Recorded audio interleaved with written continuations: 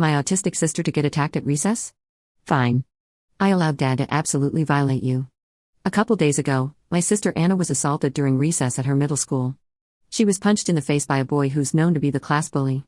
Mind that our mother left us when we were young, so I used to take care of my sister, while our dad was providing for us. I received a call from the school principal that started out with him saying that the school nurse felt my sister needed to be seen in the emergency room.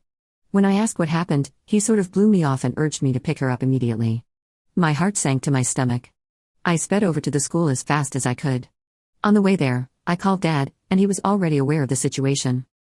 He also just left work to go to school, so that made me feel a bit better. When I got there, I went to front office and saw my sister sitting by herself with an ice pack over her right eye.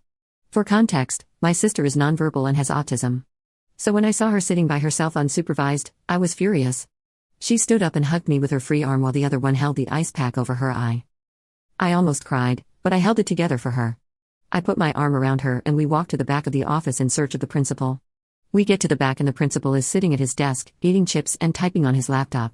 I asked him what happened to my sister and why she was left unsupervised in the front. He blew me off again. All he said was, "Ma'am, you can take your sister to the hospital now." Mind you, this is my first interaction with this principal. We don't have an established relationship, so I'm flabbergasted at his rudeness. Also, she clearly doesn't need to go to the ER. She's not crying or throwing a fit. The only evidence of injury is a small ice pack over her eye. He brashly continues telling me that he's not sure what else he can do for me. He states that he's already advised me to seek out medical attention for my sister, but if I don't comply with his advice, it's not his problem. At this moment, I absolutely lost it. I began screaming and cursing like a sailor.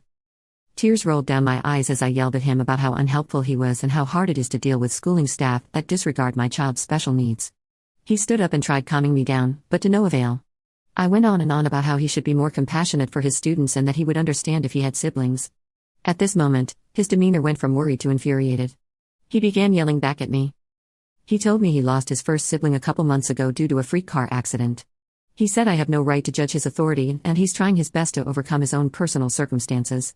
He told me that if his sibling was alive right now, he would take him to the hospital without hesitation rather than storming to the back of the office and causing a ruckus in front of his child. I froze. I truly didn't have anything to say. I felt horrible for losing my temper and criticizing this man. However, at the same time, I knew my sister did not need medical attention for a bruised eye. I don't know his financial circumstances, but I know that I can't afford outrageous hospital prices unless it's severe. I looked down at my sister who seemed calm but confused. She's looking up at me with her head turned to the side and biting her finger for context. Autistic children will bite or chew on their fingers in order to alleviate anxiety or stress, and this is definitely a stressful and anxiety-inducing situation I put my sister in. I felt terrible and tried apologizing to the principal. In the middle of me trying to right my wrongs, he cuts me off, begins yelling at me to get out of his office. At this moment, I turn around to the sound of heavy footsteps and see